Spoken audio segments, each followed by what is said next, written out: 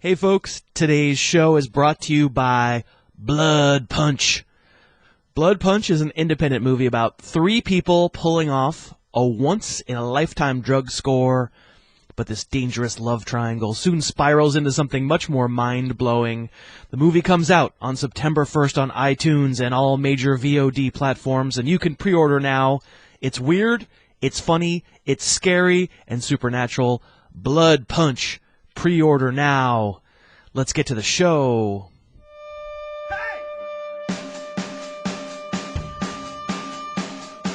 It's the Harris Football Podcast with your host, Christopher Harris. All right. Hey, thank you for listening. I'm Chris Harris. This is the Harris Football Podcast.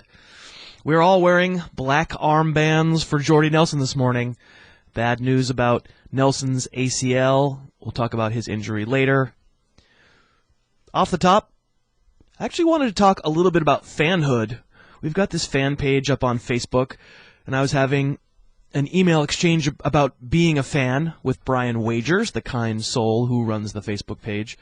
I sort of got to this point where I was saying, man, you wouldn't believe my Twitter feed on game days. And trust me, you wouldn't. It's pretty unbelievable.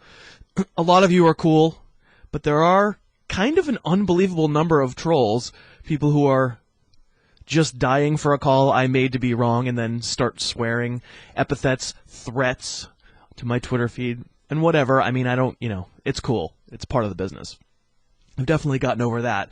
But in my conversation with Brian, we basically were talking, and I realized it's kind of been my goal in my career doing this job to offer a counterpoint to the mindset that has people getting that worked up over fantasy football.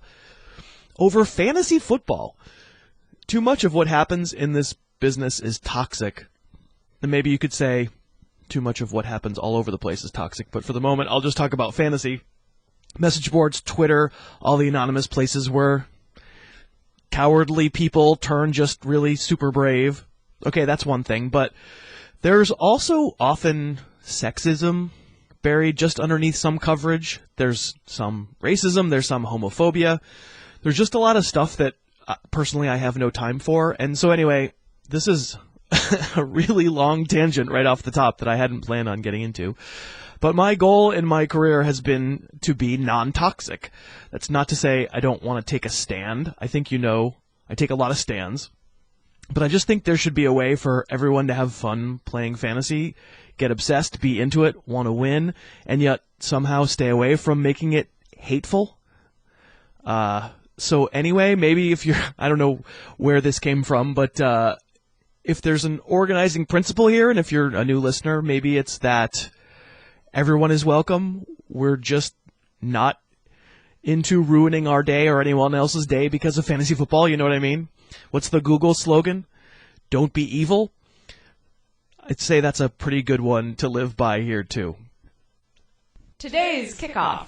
Okay, well, that turned into a whole thing. I guess I was just trying to say that if, for instance, there are female listeners who feel like their opinions aren't being taken seriously, or they somehow don't feel like they're fully members of their leagues, I believe it, and that stinks, and that's not the case here. The same goes for everyone. All right. First off, I'll be talking post-hype sleepers. I've got 5 players who should come at a draft discount, at least compared to the hopes that people have had for them in the past. Of course, we'll have a mailbag and a Harris sighting voicemail.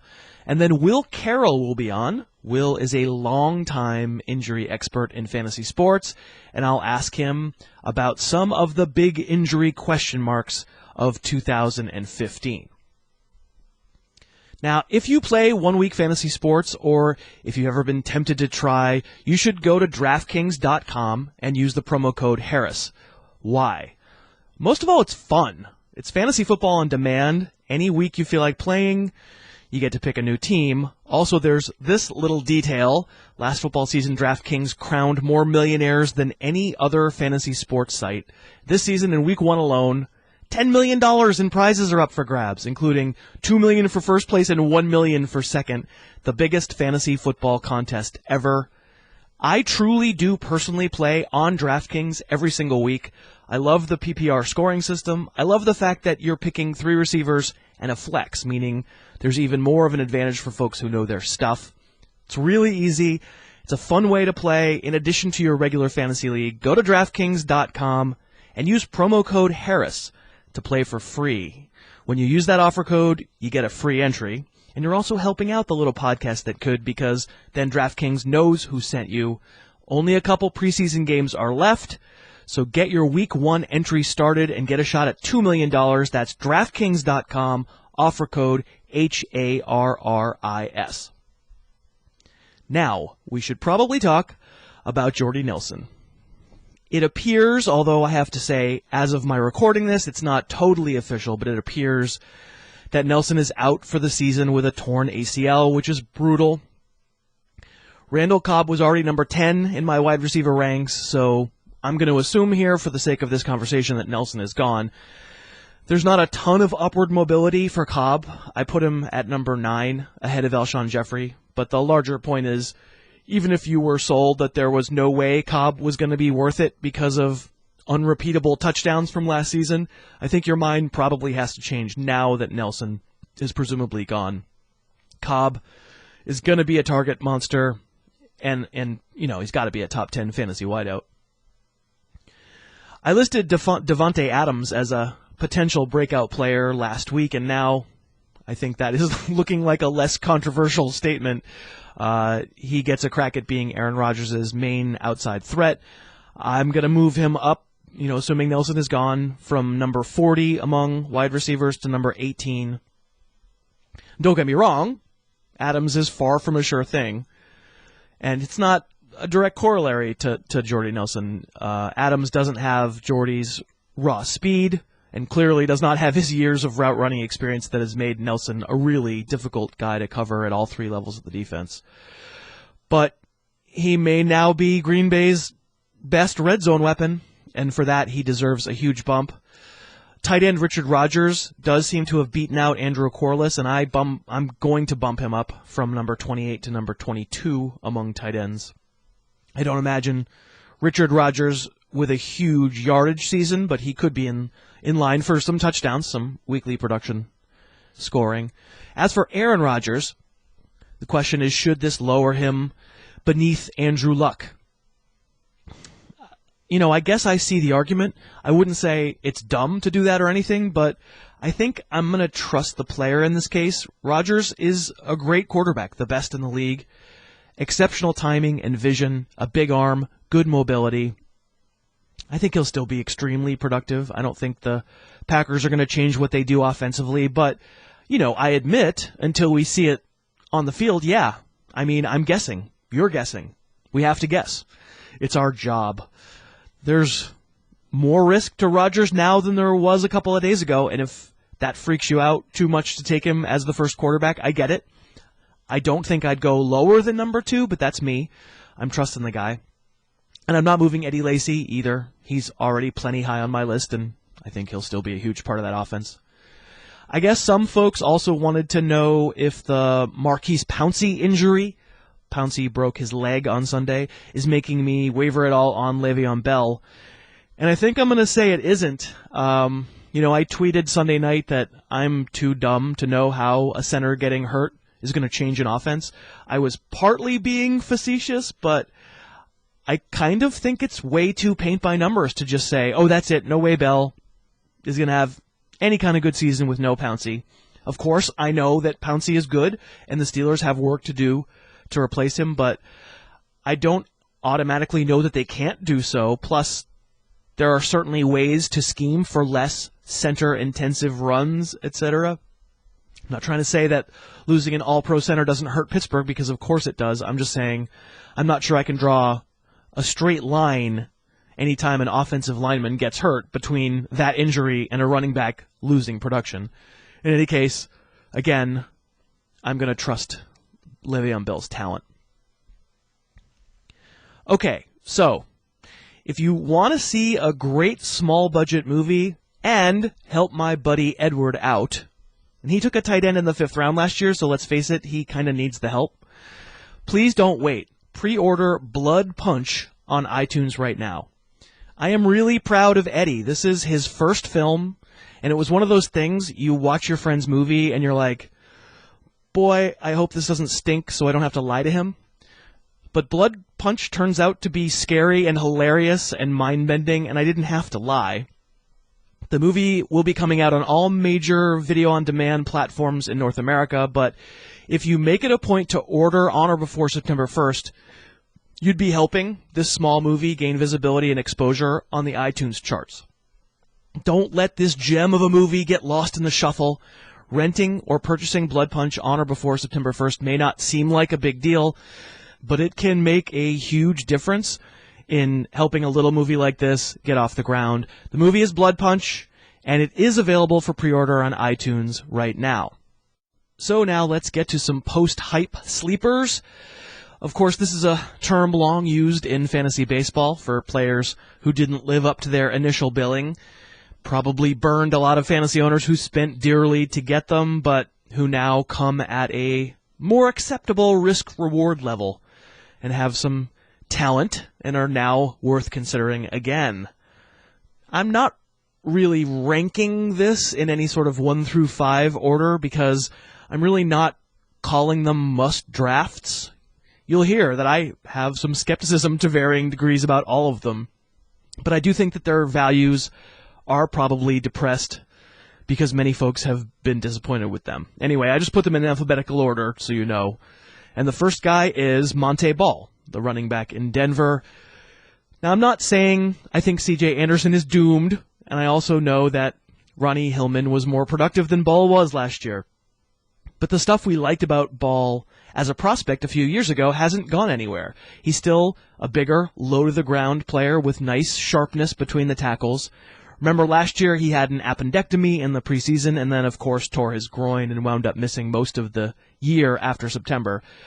What we don't know about Ball is whether his vision is up to snuff. I'll admit that there were indications on tape last year that it isn't. But Anderson is the kind of out-of-nowhere kid who doesn't appear to do anything spectacularly well, and I don't put it out of the realm of possibility that his bubble could burst this year. I'm absolutely not predicting it. You can tell that by my ranking of Anderson as a no-doubt top 10 running back.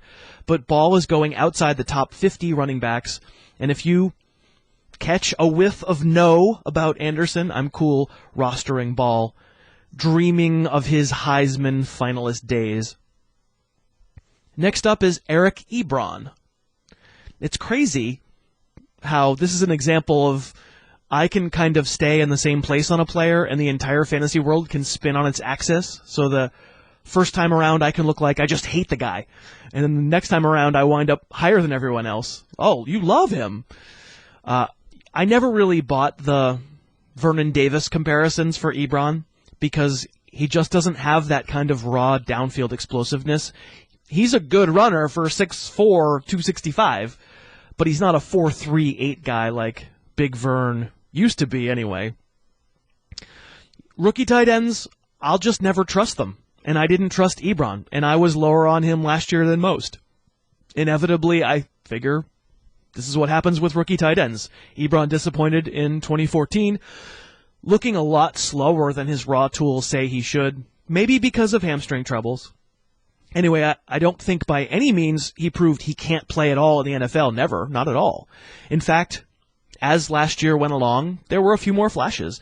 I'm not saying he should be a fantasy starter, but I'm interested in his upside if he starts playing to his athleticism. And that's why he's number 15 on my tight end list, ahead of some bigger veteran names, because I still think his ceiling is really high. Doesn't mean he'll play to that ceiling, but he has a chance. Next up on the list, in alphabetical order, is... oh, don't punish me for this. Doug Martin. This is the only way I was ever going to get the muscle hamster on one of these positive lists this summer. A list that talks about how the hate has probably gone a little too far. He's worthy of hate, no question. Martin was a favorite of mine in his rookie year, and it looked pretty smart when he blew up, but he's produced next to nothing for 2 straight years. And I admit, I have questions about whether all these leg injuries have permanently removed some of the explosiveness, the same way Ray Rice seemed stuck in the mud during his final year in Baltimore. Then again, Martin's only 26, and he doesn't even have 600 carries in his NFL career. It's also possible that he could get healthy and show the same explosive action around the line of scrimmage we originally fell in love with. And if that happens, maybe Martin finally lives down how badly he's performed. The good thing is that he's pretty clearly the starter in Tampa, yet he's going in the 6th or 7th round of a 12-teamer, so you no longer have to blow a spot in your starting lineup to roster Martin.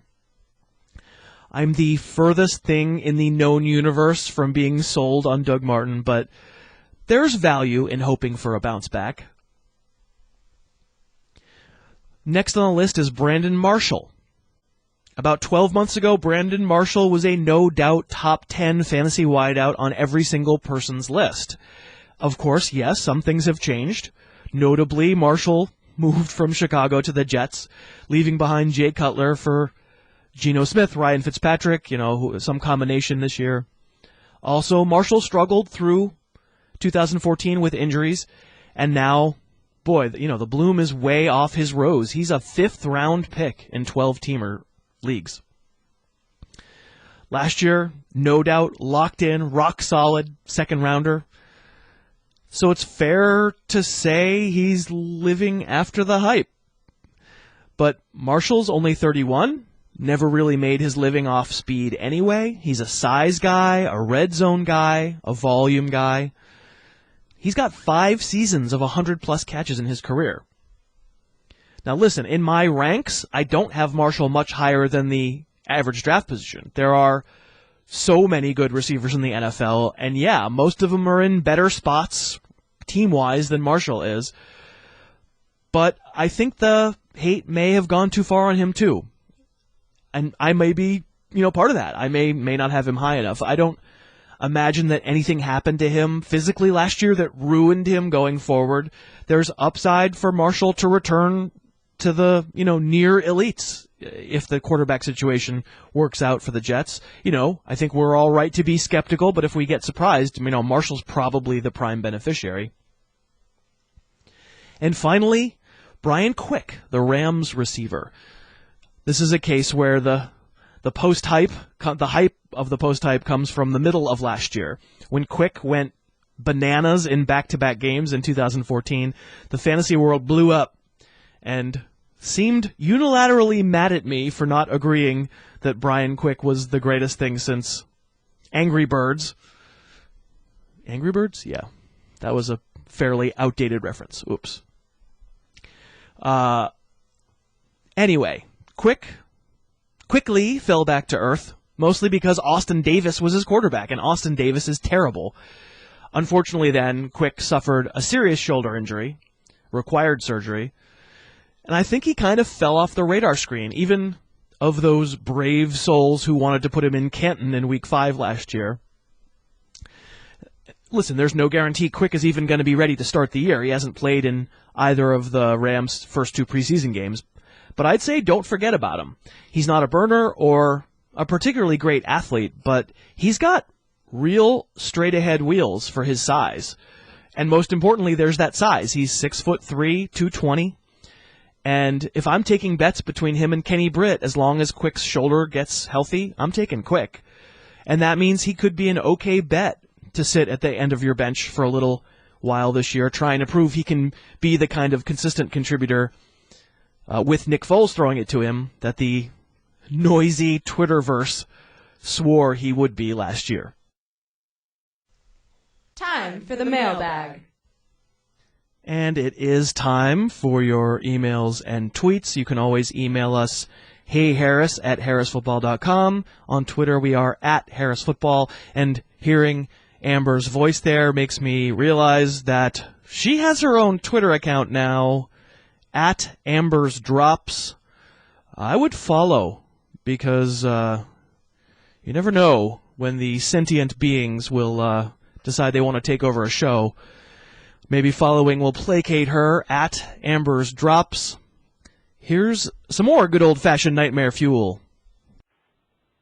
Oh my gosh. Okay. All right, I'm still in my car. That was incredible. I was driving down the road. I saw this T-Rex balloon in the air. It distracted me. I looked down. Suddenly there's a trash bag going through the middle of the street. I swerved to miss it, and Christopher Harris is sauntering along the side of the road. I hit him. It was incredible, but it turns out everything's okay.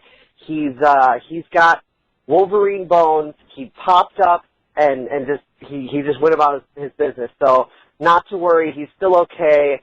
I'm a little freaked out right now. Just happy to give a report. Well, that makes one of us. I'm not happy to hear that report. Now that word of my adamantium exoskeleton has been leaked to the public at large, I can imagine I am in for some hassles now. Thanks a lot. And thanks for hitting me with the car, by the way, too. That wasn't cool either. Of course, if you have a Christopher Harris sighting of your own, the hotline is here for you. Call 786-529-2484. Numbers you don't need to remember because on your keypad they spell out Sunk by a Hug. Call Sunk by a Hug and tell folks where you've seen me. Okay, a tweet and an email, and then we'll get to Will Carroll. Stephanie Granger tweets, "Thank you, and I swear I just saw you in a field giving fantasy advice to a herd of cows." Okay, I'm not sure if you're implying that it was not fantasy advice. Watch it, Stephanie, watch it. And now an email from Chuck. "Hi, Chris. Awesome best man speech at my brother-in-law's wedding last weekend. It was touching how you compared true love to a balloon that eventually breaks through the line regardless of how many times it has failed before. I wanted to ask you about tight end strategy in an auction and if Jimmy Graham was a good target in that format, but you wisely requested the Chicken Dance song, probably because Chipotle is still out of carnitas, and busted through the congregating dance floor crowd like Carlos Hyde through a D-line before I could catch you. I thought it was fitting that the man who runs like Carlos Hyde knocked over a trash bag on his way out of the hall instead of tripping into it. Guess I'll have to wait until my brother-in-law's second wedding next year before talking to you and perfecting a tight end auction strategy. Signed, Chuck." Chuck, I have 2 words for your brother-in-law. Open bar. Today's guest. And as I have hyped through the show, our guest today is Will Carroll, who is an injury expert extraordinaire, a gadfly. He's been all around the globe, internet-wise, all around your radio dial, respected everywhere as the leading voice in opinions about injuries in sports and fantasy. He is a FanDuel insider, and you can follow him, and you should, on Twitter, @InjuryExpert. Will, thanks for being here. Thanks for coming on. Hey, thanks for having me on, Chris, and congratulations on this new venture. It's exploding. It is exploding. It is not a frag player, like Cousin Josh said on Friday. It is actually exploding in a good way.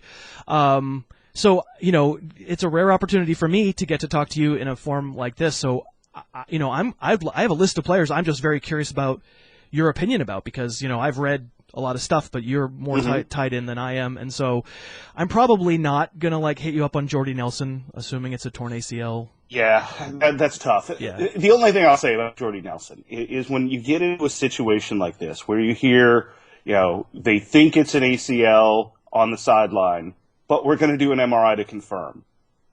99 out of 100 times, it is going to be an ACL. When you've got really good athletic trainers and really good doctors who are right there on the sideline, it is just as easy to diagnose a significant ligament tear like that on the sideline. The manual testing these guys can do is it's not difficult, but there really is kind of an art to it. It's that fingertip test. Yeah. And when you do a drawer test, any kind of the tests that you would do on an ACL, on a knee, because you're going to have to go through the whole progression, they know. Yeah, it's they gone. absolutely know, and so the MRI is more for the insurance company than it is for diagnostics. Yeah.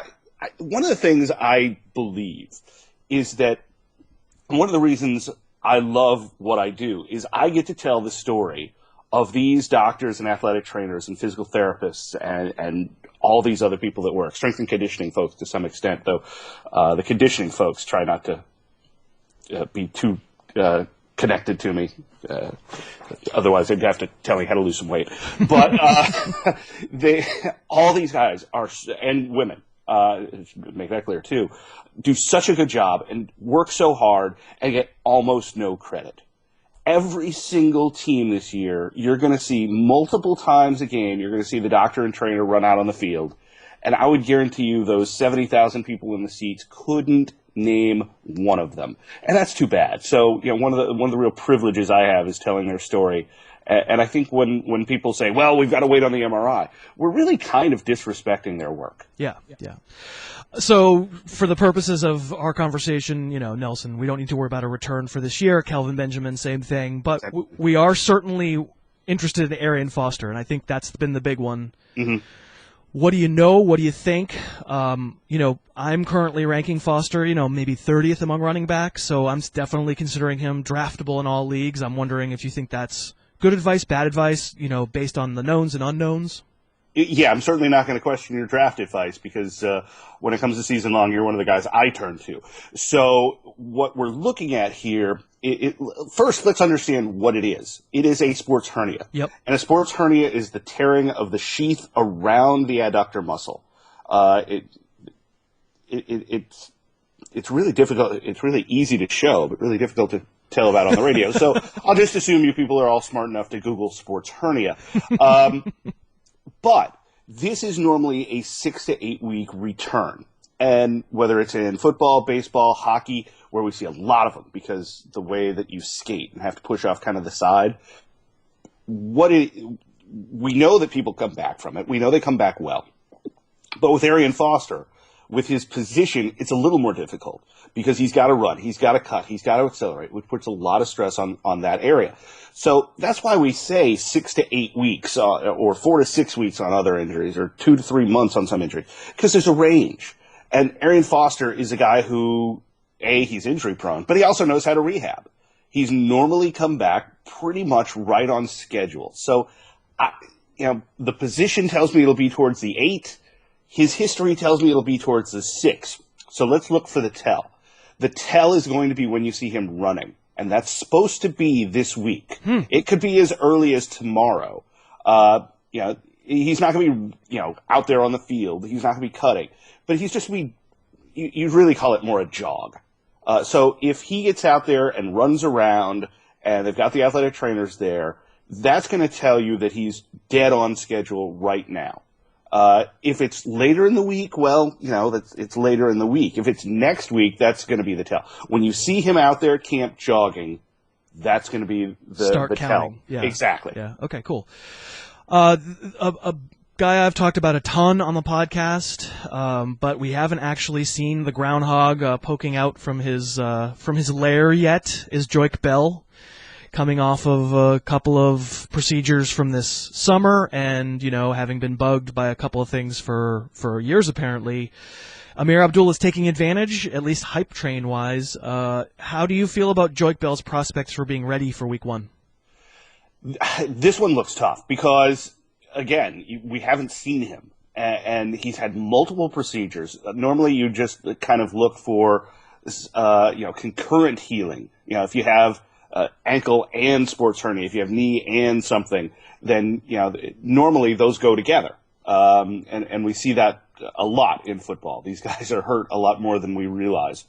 But here's the thing. They still like Joik Bell. Nobody seems down on his ability. They seem down on his availability. But Abdullah maybe gives them the chance now to let that go on. It's the opposite of what's going on with Todd Gurley in St. Louis. If Todd Gurley's not ready week 1, and I think he could be, it doesn't hurt them that much. They have some confidence in Trey Mason. They've got some other backs back there, so they can afford to wait. Opposite situation with a rookie here, because Abdullah is ready, and because he's going to end up being complementary rather than replacement for Bell. I think Abdullah becomes the Reggie Bush that we've seen the last couple of years. Right. I don't think they're similar players. They're both fast. They're both a little bit elusive, but they're not similar players. I think Abdullah can give Bell more time, so that's why I believe they haven't been rushing him. Again, same exact situation down there. I believe a lot in Todd Gurley. I think people are drafting him a little too high. But I still think that they're holding him back only because they can rather than because they have to. And that's actually a big difference for a guy coming back from an ACL. Yeah. All right. So if I said, you have to make a call. Joique Bell does play week 1. Joique Bell doesn't play week 1. What does your gut tell you right now? I don't think he's going to. I think they'll hold him off a week. I think it's going to be close. I think it's going to be a coin flip. Okay. But I think it gives them the option of saying, you know what, we don't have to do this. We don't have to rush him back. We would rather have him back and on the field 100%. Yeah. Okay. CJ Spiller undergoes a knee procedure that sort of, he wasn't doing a lot of work, and apparently they were maybe waiting to see if the pain and swelling would go away. It didn't. How do you feel about him for week 1? I think he will be back. When you see this kind of clean out, what the doctors jokingly refer to as a scrape and tape, it doesn't take a long time to recover from this. It takes a couple of weeks away from camp. New situation, trying to figure out. The worry with Spiller is that he's always had some sort of problem. We talked about Foster being injury prone earlier. CJ Spiller, to me, is just as clear a definition of injury prone there. What I worry about is twofold. First, it was this early in camp that knee started acting up, because what the surgery does is literally goes in there and cleans it out. They're just going to shoot some solution in there. They're going to pull out any large chunks they see. They're going to look around and see what they can see. But the problem, the root cause, is still there. They didn't correct that. You go in and fix a torn ACL by putting in a new ACL. With this is more like maintenance than anything else. So the worry that I have is, how soon is this going to crop back up? Is this going to get him through the season? Or is this going to get him through the first 6 weeks? Are those knees going to swell up? That turf there in New Orleans doesn't help a lot. We see guys with this kind of problem have more trouble on turf. Now, remember, they don't play every game there. They're going to be on the road. So watch out to see whether there's any difference in how he practices the week after playing on turf as opposed to the week after playing on grass. I think we'll see a little bit of a difference there. Excellent stuff. Victor Cruz, another player you've been asked a ton about, torn patellar tendon. In my research tells me that's not a good injury for anyone, but a wide receiver in particular. I go back to Robert Brooks as the last guy who's really come back. He was comeback player of the year after he tore his patellar tendon, but David Boston, Mark Clayton, Austin Collie, a bunch of guys had their careers ruined by this injury. There's so much optimism. I mean, I think Victor Cruz is going in the 6th round in some drafts. It's crazy to me, but what do you think? Yeah, I think people are taking it too high. Both those receivers, I think, are going too high. Odell Beckham, everybody loves. He catches the ball with one hand. Yay. I think that one catch, more than anything else, has overvalued a player who he's stunningly talented. Don't get me wrong. But is he better than peak healthy Victor Cruz? No, I don't think so. I think they're a different player, and certainly Cruz. I don't think Cruz will ever be Victor Cruz again. But nobody would have drafted or talked about drafting Victor Cruz ahead of Dez Bryant. And I've seen drafts where Odell Beckham is the first wide receiver off the board. Yeah, and that to me is crazy. Talented, yes, but I think drastically overvalued because of one thing. With Victor Cruz, we haven't seen him come back yet. He had the calf strain, which they oddly said was dehydration. True, if true, that does happen, but more likely it's connected to a subtle change in his running. We often see this. Guy has a knee injury, guy has a hamstring strain, comes back, his body compensates a little bit, and he ends up injuring something else. Your body is an amazing thing. This is an easy example. Go put a rock in your shoe. And you're not going to put a big rock, you're not going to put a sharp rock, but everybody who does this, you walk and you can still walk. You're not going to walk the same, and you're going to feel it because your body can compensate without even thinking. And if you look, you're probably doing something not good on the other side. And that's exactly what happens in these kind of things. Your body changes just a little bit, but it's just enough to throw off the entire system. Yeah, so a lot of skepticism about Cruz. I share it. I feel like we believe camp speak at our peril. Yeah.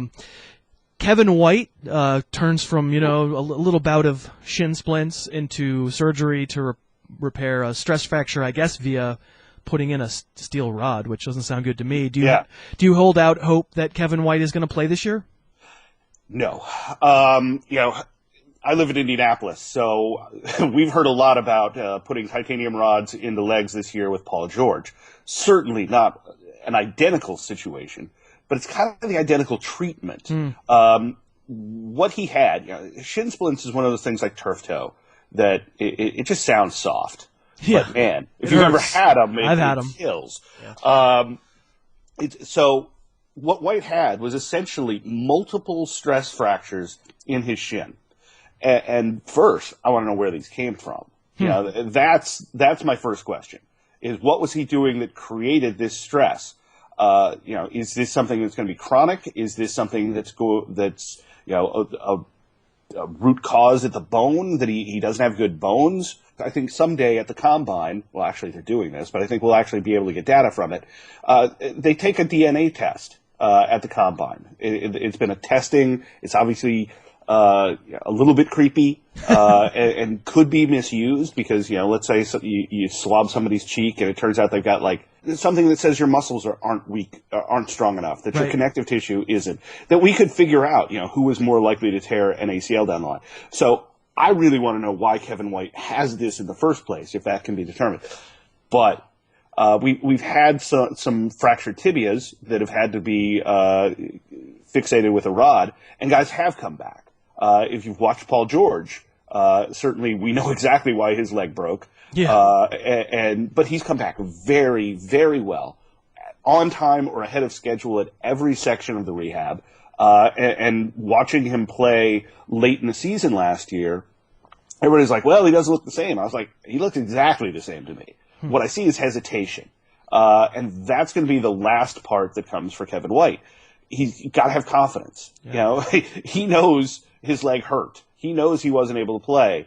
They had to put a rod in, so nobody thinks he was faking this thing. But he's going to have to get confidence back in that leg, and that's always the last thing to come. And probably sounds like you're not anticipating it coming this year. It's more for next year.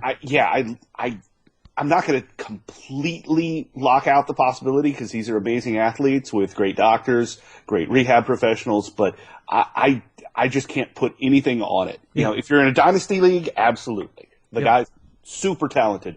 But if you're in a one-season league, no. And if you're in a FanDuel league, you can wait until he's playing and just figure out his value, where he's probably going to be undervalued because of the injury. Right. So Zach Ertz, possible tight end breakout candidate, but let alone Brent Selleck he's got to deal with. He's now got to deal with his own surgery. How are you feeling about him for week one? Ertz, they're saying it's going to be week one. He, like Arian Foster, it's a sports hernia. I'm assuming, though I haven't been able to confirm, I've been out in Las Vegas this week for the World Fantasy Baseball Championship, so I've been a little distracted. Yeah. I assume because he's in Philadelphia, he went to Bill Myers. Bill Myers also did Arian Foster surgery. Bill Myers literally built a hospital just for sports hernias. The guy is the world leader in it. He's developed new techniques. So I would assume that if you're in Philadelphia, you might as well go there. It's right down the road. So I can't imagine he's going to be back in week one. Again, this is a 6 to 8 week injury, but they're saying he is. So I don't know if it was just really mild, that they barely had to fix the thing, whether Zach Ertz is just, some sort of healing monster. I don't know. So these are one of those situations where I want more information. I want to know why, and hopefully one of my sources in Philadelphia will explain this, but I don't have that information right now. Yeah. So it's fair to approach him with some skepticism in week one, and I have too. I mean, he's outside my top 10 for tight ends. I don't think you want to count on him as your week one starter. It's fine to draft him, but I'm with you. There's too much we don't know. Let me wrap it up with Shady McCoy. They're talk about being coy. Mm-hmm. The Bills have been fairly close to the vest about McCoy's hamstring injury. I wonder, A, if you've heard anything we don't know, and I feel like maybe that won't be the case, but I'll ask. And then B, hey, given this situation, given this kind of situation without perfect information, and it's such a good player, how do you recommend that folks proceed with McCoy? Well, with this one, I have talked to people. Oh, good. And I do think he's going to be back in week 1. The Bills certainly think that way. Here's where we get a little bit complex. It's Rex Ryan talking. And Rex Ryan will say anything at any time. So imagine that old grade school game of telephone where somebody tells somebody something, who tells somebody something, who then goes to the press and says something. That's basically what happens. The doctor talks to the trainer, the trainer talks to the coach, and the coach talks to the media. Something gets lost in translation. Rex Ryan is not a doctor or an athletic trainer. And Rex Ryan says, well, he didn't tear it off the bone, which is true, but he makes it sound like that was possible. On the table, yeah. Yeah, immediately, what they probably said is, look, it's connected. It's, it's not like he tore it off the bone or something. And Rex, that's something Rex can understand. Rex hears that and translates it for us. So immediately, everybody's like, oh, crap, this must be horrible. It turns out it's a very standard grade 2. It's right in the belly of the muscle, a good place for it to heal. You don't want it to be too high or too low because the muscle tends to be thinner there. And so McCoy has made good progress. He wasn't in a significant amount of pain before, but there was clearly weakness where the muscle had, the fibers had torn. So everything looks good for him to come back. Is it 100%? No, but you can always tell when a team is planning for a certain point. And there's language that they'll use intentionally or unintentionally.